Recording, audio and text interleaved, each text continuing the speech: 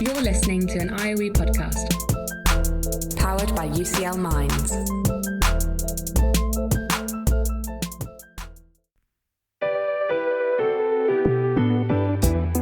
This is Research for the Real World. Conversations with researchers about the paths they've taken to shape our everyday lives.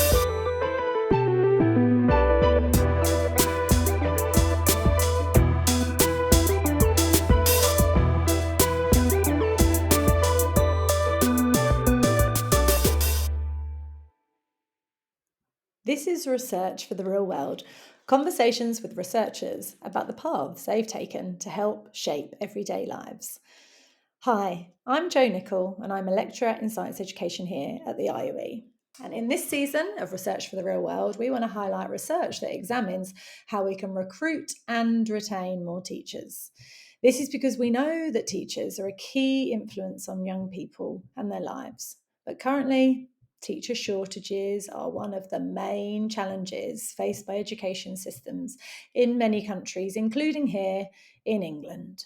So on this episode, I am delighted to be talking to Emily MacLeod. Emily is in her final year of her PhD in the Department of Education, Practice and Society at the IOE. She is a fellow co-host of the Research for the Real World podcast. She was a former secondary school French teacher and joined the IOE in 2017. Before starting her PhD, Emily worked on the Aspires project, which is a national study that surveyed over 60,000 young people in England and has tracked young people's careers from the age of 10 to the age of 22. Emily's PhD research examines who aspires to become a teacher when they're older and why. And then she examines whether or not young people realise or drop their teaching aspirations into adulthood. During her PhD, Emily's worked at the House of Commons Education Select Committee and undertook research at McGill University in Canada to look at science teacher aspirations in both the UK and Canada. So welcome to being on the receiving end of the podcast, Emily. Thank you so much, Jo. It's so nice to be here. But yeah, as you say, a bit strange being on the other side and not being the interviewer. It is very nice to have the opportunity to interview you after learning from you doing the interview. So welcome. I'm going to start just by finding out a bit about yourself. And I thought it would be great to hear about how you became involved in working in education research. Yeah, so as you say, I was a French teacher. So I did my undergraduate degree in French and then I became a French teacher in the north of England, which I really love, especially the trips to France were a particular highlight, bringing lots of students to France, sometimes just for the day, which was quite an effort. So I really enjoyed teaching. And while I was a teacher, I did a master's in education. And that was kind of my first link into more detailed sociology of education compared with my teacher education that I'd had. And that kind of links with where I am now. So that sociology of education kind of broadened my understandings of how young people's circumstances and experiences can affect their educational experiences and also their life chances. So then when I moved areas, I moved to London and I thought, well, I really liked that master's. I wonder if I can work in education research. And at the time, I didn't actually know anyone that worked in a university.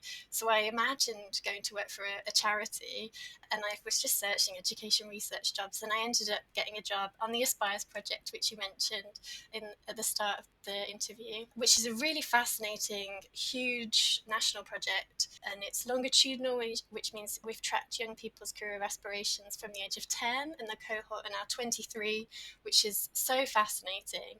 And my role on that was a bit of day-to-day project management, a bit of project administration and budgets and stuff, but also some data collection. And when the project funding came to an end and my job ended, I was so keen to carry on working with the project and the lovely team and my supervisor, or my now supervisor, Louise Archer, that we kind of looked into how I could get some funding to do a PhD using some of that data. And with my teaching background, I kind of realised, working in education research, that I wasn't the only person to have left teaching, and that this is actually a systemic issue that teachers often leave. So we kind of found a way for me to use some of the data in Aspires, which I'm really lucky to do now, to look into teacher recruitment. Fantastic. Okay, so obviously you're doing your PhD at this moment. Yeah, I'm just in the final months of it, so I'm coming to the end of it soon. Yeah. You're coming to the end, brilliant. I mean, how's that journey been? And now that you're coming to the near the end of it, how have you found the whole journey itself? Yeah, it wasn't something that I ever anticipated or planned to do, though I think a lot of people who end up doing education research find that, because a lot of us start out as a teacher. I've really loved it. I think it's been such an amazing experience. I should say that I know that I'm very lucky that I've been able to have funding for the last 3.5 years, which has enabled this to be my full-time job. And I think that often we think of PhD students as students like that, but I consider this my job, and I know that that's a privilege to be able to say, because not everyone gets to work on it full time, and I know yourself included, Jay. Um, but yeah, it's been a fantastic experience, and I think that one of the things that's made it really great is that, because I was a member of the project team before I started, I had a ready-made group of colleagues, which I think that meant that it was, especially during the pandemic, which started only 6 months after I started the PhD, a much less isolating experience than I know it could have been. Yeah, and as you say, I've been lucky to be able to. I had a secondment to the Education Select Committee, which was a really fascinating experience, because as researchers, we're often trying to get our research heard by policymakers. So that was really interesting to be on the other side of that desk for a short time in 2021. And then, yeah, last year I spent 3 months in Canada, where I was able to speak French again. So it came all back around.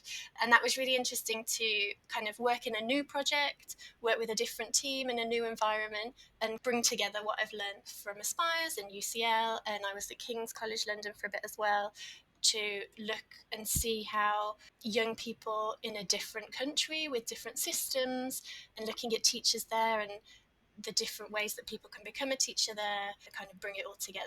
So I think I've had a very lucky, fortunate and positive PhD experience, and I wouldn't have changed it for the world, though I'm aware that perhaps the worst is yet to come with the final months ahead. I hear that it's not the best bit coming up, but looking forward to getting my research out there more and more. I hear also the same about that final bit of the final push of the PhD is probably the worst bit. But I'm further away from it than you are, so I feel more for you. But I think the fact that you've had to do it full time has, like you say, been an amazing opportunity for you, but then very intense, I think, and you've done an incredible amount during that time. But in terms of just about the select committee, quickly tell us a little bit more about that. Yeah, so the Select Committee is a group of 11 MPs from all different political parties, all with an interest in education. And my role was being a committee specialist. So there were a group of around 4 or 5 of us, and our role was to brief the MPs, both with oral briefings and written briefings. And each week, the committee held an evidence session, and they learnt about lots of the experts in a particular area. And it was really different to being a PhD student, where you've got this really long-term book that you're writing, this really long-term project where you become an expert in something. Whereas there, you'd have to become an expert really quickly in something to be able to brief the MPs on a topic before they went in and questioned experts on something. So one of the inquiries that I found really interesting was prison education, which is just an area that I hadn't thought about or looked into at all before. So it was really a great experience to be able to learn about different areas of education that I wouldn't normally do, and to just broaden my not only experience but my knowledge of different educational areas, because in a PhD the point is to become this expert in this one tiny field, and it was quite a nice break to be able to actually have a wider view of education. Yeah, fantastic. And talking about that PhD and how, niche the topic is and how you become such an expert in it. Tell us a little bit about your research, if you can, to start with. So as you said, I was working on the Aspires project before, and the Aspires project briefly has tracked young people's career aspirations for the last, I think it's 12 years. So when the project started, the young people were in primary school, and now that they're 23, they are entering the world of work, or they've been in work for a few years if they didn't go into university. And so my research looks at whether young people expressed an interest or an aspiration to become a teacher as they grew up, and then whether they maintained that over time or they dropped it. And then now that they're at the start of the world of work, did they become a teacher or not, and why? So I'm really lucky to be able to have such longitudinal data, and it's really fascinating because we have these expectations of, lots of people want to become footballers and celebrities, and that is true to a degree, and then we're able to see, do they become those things at the end of it? Yeah, so it's a really fascinating data set. And we've got survey data, as you said, but we've also got this longitudinal interviews, and we've also interviewed young people's parents as well to get that extra depth about young people's family backgrounds. And how I'm looking at it in terms of teacher recruitment and retention is specifically on the topic of teacher recruitment. So I'm looking at whether or not these people joined the profession of teaching or joined initial teacher education by the age of 23 or not. And that's really interesting to be able to track whether or not they planned that or if they did it just on a whim, because I think we have these views about sometimes teachers have always wanted to teach, and whether or not that is true to a degree. And currently a lot of research in this area kind of has the same aims as mine, but asks people who were already teachers, why did they join teaching? Which is really interesting, especially if they target people who've just joined teacher education, because it gives that kind of fresh outlook. But of course, it's always retrospective if people have already chosen to teach, and it's only people who are teachers. So I'm able to look at people who said that they might want to become teachers and then didn't, which kind of gives that fresh perspective on the topic of teacher recruitment, because I have why didn't people become teachers as well as why they did. It kind of brings me back to thinking about why I became a teacher and whether I wanted to be a teacher when I was younger. Yeah. How does it fit for you? Does it, Uh, what's... Completely. I ask myself that question a lot, and I'm not quite sure. And same with why I left as well. I think we create these narratives about how things happened and why we made decisions, and that's not always how they happened. I'm very aware with this longitudinal data that I've got. But I don't think that I always wanted to become a teacher, and I think that I was drawn to it to try and make a difference, which a lot of people say. And yeah, when I left as well, I don't remember being really cognizant of the fact that I was leaving the profession, and that I thought, oh, well, I'll just try something else for a bit, and maybe I'll go back to the profession in the future. But now looking at it with more of a research hat, and I think, oh, when was the point that I chose to enter, and when was the point that I left? Yeah, it's hard. It's hard to track. I need to have this longitudinal data on everyone. Yeah. I mean, I'm already thinking about when I thought I was going to be a teacher and why. But you're right. I think maybe the golden narrative is not really the one that plays out if someone had asked you there and then about it in that moment. Exactly. I think my parents always told me when I was young, "Oh, you'll be a teacher," and I don't really remember saying yes to that. But you're right. I think there was a moment in my life where I turned around and thought, no, the world is too interesting to, or education is too interesting to not play a part in it. Yeah. I mean, in terms of your PhD so far, then it sounds super interesting, and the fact that you're getting to look at these children's aspirations over a very long time, really. What have you found so far in terms of why people aspire to become a teacher? I think that in terms of the people who aspired to become a teacher and then became a teacher, there's kind of three key findings or themes from the data that I found. The first of which is that the decision or the choice to become a teacher isn't made overnight, which perhaps sounds very obvious, but because the research that we have in this field at the moment relies on this retrospective, why did you choose to become a teacher? There's this implied understanding that people choose to become a teacher because of one thing. So you mentioned, for example, that your parents suggested it and encouraged it. Some people say that their own teachers inspired them, and all of these things do play a part. But what I found using this data that spans 12 years was that actually that pathway to becoming a teacher, or that trajectory, wasn't one directional. People went towards it and then they went away from it, and they were at times more interested in teaching, at times less.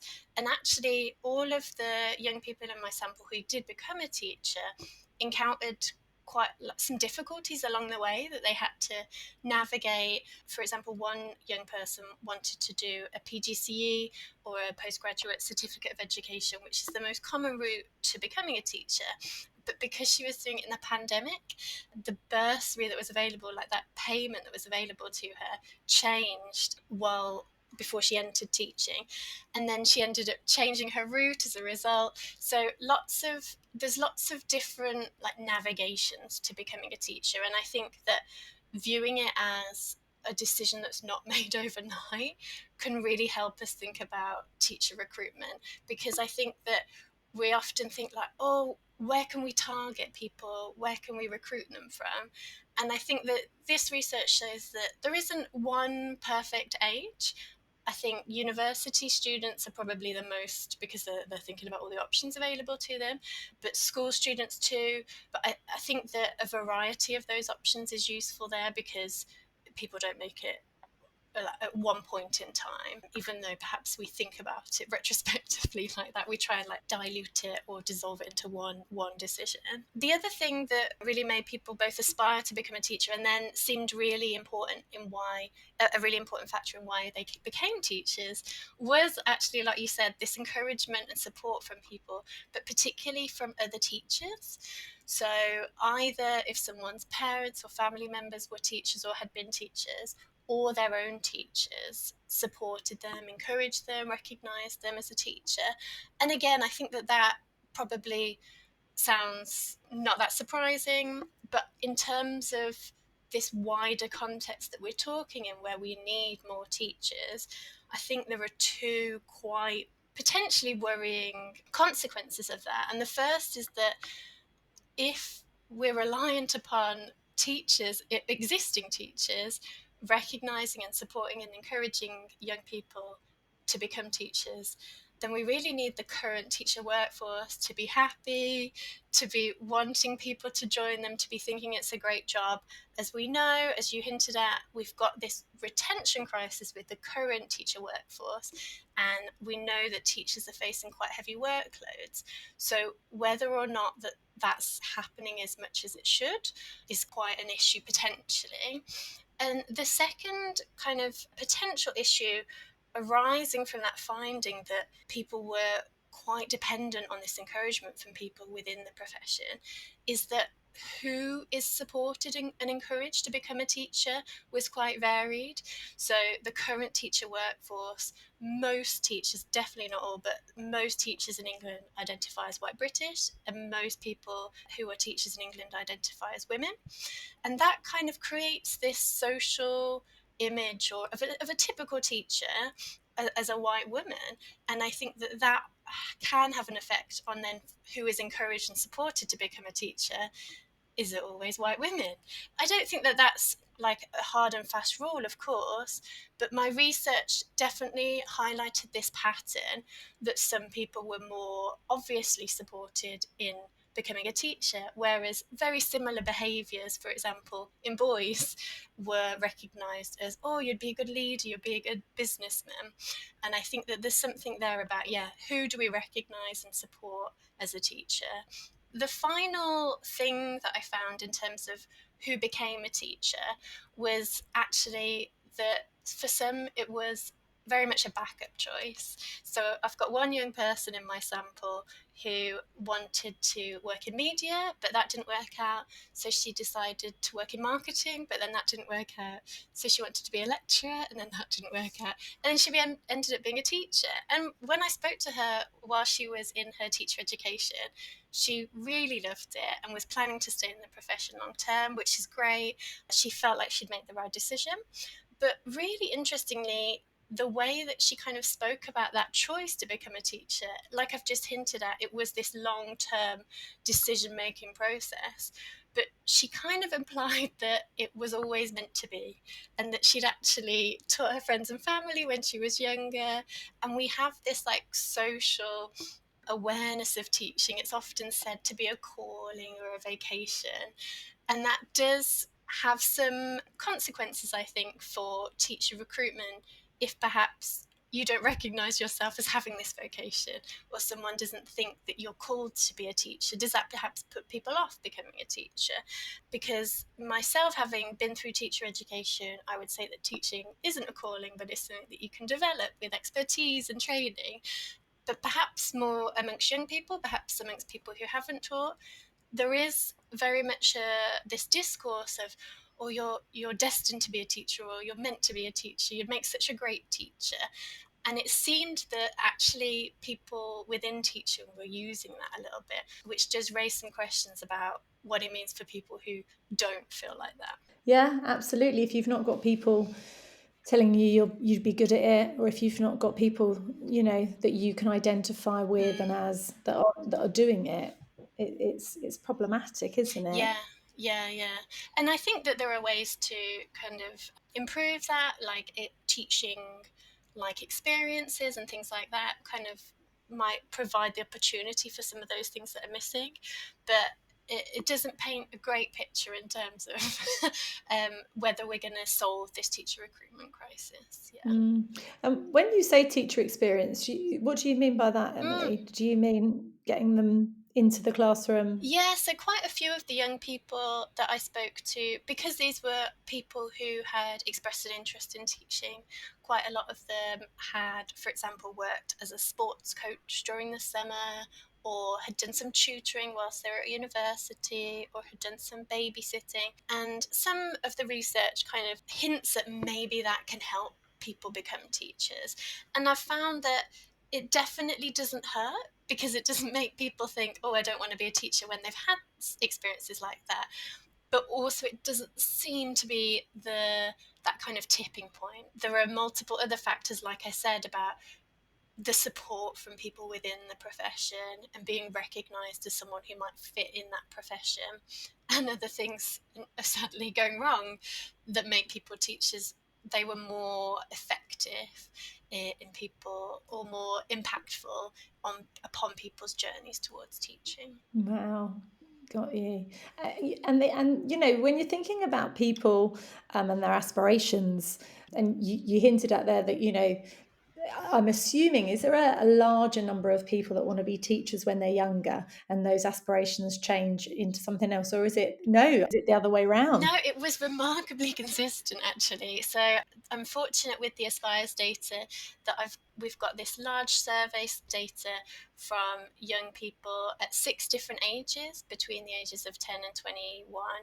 And actually, when we asked how open people are to teaching, so this isn't necessarily whether or not young people definitely aspire to teaching, but whether or not they consider it, a third of young people at all ages, so whether they're still in primary school, whether they're at different points in secondary school, or at the end of university, or in work, all expressed an interest in teaching. And I think that is really promising. But I also think it hints at teaching being a common backup career. And I think that's where we have a problem. I think that loads of people appreciate the work of teachers and value the difference that they make and see that as a rewarding job. But other parts of the profession, other assumptions about the work of teachers mean that it's not seen as something always to aspire to as a first choice. Yeah. Wow, one third. Yeah, it would I be mean, great even if, if more of even the if half of those went in. yeah, and even when we asked people to type in their explicit, exact aspirations, about 6% of young people, again, each year it was very consistent, wrote down that they wanted to become a teacher. And by my calculations, 6%, if all of them became teachers, the problem would be solved. So I think that, again, it's something about teaching being an aspiration amongst several and not necessarily the first for people. Yeah. Which goes on to sort of thinking about as well, if 6% of those people want to and do indeed become teachers, I guess it's in comparison to the other options that are out there. And even when we're talking about, recently with teacher salaries and things like that, they have to be comparative. I know some of your research was also on why people didn't choose to go in or to become, in particular, science was one of the things that you focused on. Maybe this is a good time to ask why people decided not to go in to becoming a science teacher or teacher as a whole. Yeah, so that was an additional focus of my research. So I looked at 5 young people in depth with my qualitative data, with that longitudinal interview data, all of whom could have become science teachers because they all had science degrees and they had all expressed an interest in teaching. And for them especially, teaching was a backup, in fact. For some of my other participants who weren't science specialists, teaching was something that they came and went and was sometimes a first aspiration, sometimes not. For science, it was always a second choice aspiration. And I think the first finding that I think is really important to say here is that it wasn't always teacher pay that put them off. So often people assume that because generally people in science and non-teaching careers earn more than teachers, that must be the answer. Whereas I found that these young people hadn't always worked before because they've gone through education. Most of them, or in fact, all of these young people had done a science degree, so they'd not necessarily joined the workforce. And that, I think, meant that the perception of teacher pay wasn't that thing that put them off teaching. The second thing that perhaps was more important was the way in which young people viewed the work of scientists compared with the work of teachers. So young people assumed that working in science would be really exciting, would be working at the cutting edge of science, would be changing all the time, would be solving society's problems. Whereas compared to teaching, they often assumed that teaching was simply the work of teachers that you as a school student see. So that classroom work, and they often associated it with quite repetitive behaviour and thought that, oh, if I'm a teacher one year, it will be the same the next year and the next year. Whereas my own experience of teaching, and perhaps yours, Jo, was that's not the case. Being a teacher changes regularly. It's not very repetitive. There's always new challenges and interesting things that crop up. And in fact, actually, on the flip side, I've spoken to scientists who say actually working in science isn't always working at the cutting edge of science, isn't always really exciting and challenging like that. So I think that we've got this dichotomy between teaching and science at both extremes, and that neither are quite realistic or representative of the work of either of those things. And that really, I think, affects when people think about, oh, I've got a science degree, what can I do? Or I want to work in science when I'm older, what shall I do with it? The work of teachers, how we see them as school students really influences whether or not we want to then become a teacher. And that's quite a difficult issue when you think about it, because I'm not quite sure how we can broaden young people's awareness of the work of teaching.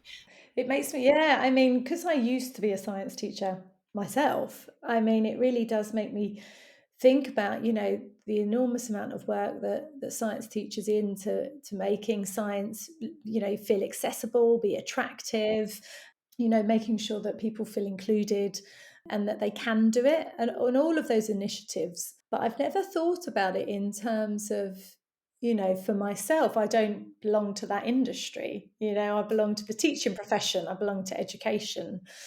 And that dichotomy is quite interesting because they're both quite big drivers within, I think, our society, trying to increase the participation in things like, science, technology, engineering, and maths, in STEM, but then having, this crisis, and it is a crisis, let's face it, this teacher shortages and retention is an absolute crisis. I think you're right. I think the way that we see scientists and the way that we see teachers, socially and specifically amongst young people, they're very different. And I'm not sure that that exists always with different teaching specialisms, or to the same degree as it does in different teaching specialisms. Yeah. And maybe it's something to do with the way that we do regard science as being a good career to go into. People aspire to it. Some people, anyway, not everyone. That is regarded as well paid, which I know that is not something that you found, but underlying maybe these other, more attractive careers is fascinating. The only other thing that kind of cropped up that links with that is that I think to become a scientist, I think there are many different routes into science, but it's quite known that you do a undergraduate degree in science, and then for a lot of people in science, there's often a master's and or a PhD, but not necessarily always. Whereas to become a teacher, in England, there are multiple routes into teaching, and young people weren't always aware of those routes. Some of them who had maybe a stronger or a longer term interest in teaching had looked into, for example, the PGCE route, that most common route into teaching. But that's only one of around 7 or 8 routes into teaching that there are today. And young people weren't always aware of those things. It's quite a complex system to become a teacher, whereas to become to join other graduate careers is perhaps a bit, maybe not simpler, but easier to find out about. There are less options that offer seemingly the same. Yeah, and it's probably very timely, given the way in which we are changing the different routes into teaching. It's becoming almost more complex, I'm finding, even as a a teacher educator. I'm finding the routes, and who can offer them and who accredits them is changing, isn't it? Yeah, of course, exactly. Well, I think maybe you put the nail on the head. If you're finding it complex and complicated, then young people who maybe haven't got the resources to be able to find out about all the opportunities available in how to become a teacher might struggle to understand all the different routes available and which ones are going to be right for them. Oh yeah, it's a really interesting time for teacher recruitment. I think your PhD is going to come out at exactly exactly the right time. It needs a little bit more insight into it. What I was thinking there was, based on all this really interesting data that you've collected and the findings that you've come up with, I mean, if you could have the opportunity to give the government 3 main pieces of advice to improve the recruitment and retention of teachers, what would they be? Yeah, I think that's such a good question. So, 3 things. First, I would say that in order to recruit more teachers, we need to be looking after the teaching profession. So, I'm not a researcher into the current work, the teaching workforce and the work of teachers, but I'm aware, for example, that teachers are currently on strike to do with issues of pay and workload. And as my research has found, we need teachers in the profession to be encouraging the next generation of teachers. And if people in the current profession aren't feeling safe and looked after, then those two issues of teacher recruitment and retention, even though they're quite separate issues when you think about it, there is that strong link between them. So I think first we need to be looking after the current workforce. The second thing I would say is make it easier to become a teacher. So there are multiple ways to do that, but as we've just discussed, the ways to become a teacher in England at the moment are so complex, and they offer each route offers a variety of different benefits. So it's not an attack on any one route, but just the amount of routes is very complicated for young people to try and navigate and find out which one is going to suit them the best. So really consider how we can make teaching more accessible the way that people think it is. Teaching is known as something that people can go into after having a degree in almost anything. That jump from having a degree to becoming a teacher, I've found, is often much more complex than people expect it to be. They come across these obstacles. And the last thing I would say is we need to stop talking about teaching as a calling or a vocation. The way that society recognizes teaching as this gift or characteristic or skill that people just innately have, I think can be quite damaging for teacher educators, for teacher education. We need to view it as this profession that we can train in, that we can develop our expertise in, with experience, with training and education. So I think that would be my bottom line, to stop thinking about teaching as a calling. I don't think that's helpful for recruitment. Brilliant. I think they all sound like really sensible recommendations, which I'm sure will hopefully be taken forward in more work from you as we see after your PhD submission. Yes, that's the plan. Fingers crossed. Watch this space. Thanks, Emily. It's been super interesting to learn more about all of your research and your career, but especially hearing those recommendations, how to help us in this crisis of a teacher shortage. Thank you. You can follow Emily on Twitter at MacLeod. That's at EEMACLEOD to learn more about her research. Some of what we've covered today is also available in the episode notes. If you've enjoyed this episode, we have an archive of 18 past seasons. Search IOE Podcasts from wherever you get your podcasts to find episodes for Research for the Real World, as well as more podcasts from the IOE. And a quick favour before you go. If you're listening on Apple Podcasts or Spotify, we'd really appreciate it if you could give the IOE podcast a rating. 5 stars would be nice if you're really enjoying the show. And that will help us reach more people who are interested in hearing about such important work. I'm Jo. Thanks for listening. Research for the Real World is produced by IOE Marketing and Communications and IOE Research Development.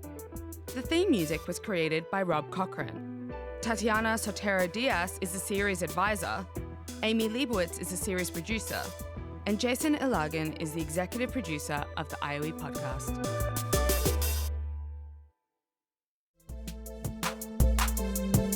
Thanks so much for downloading and listening to this IOE podcast.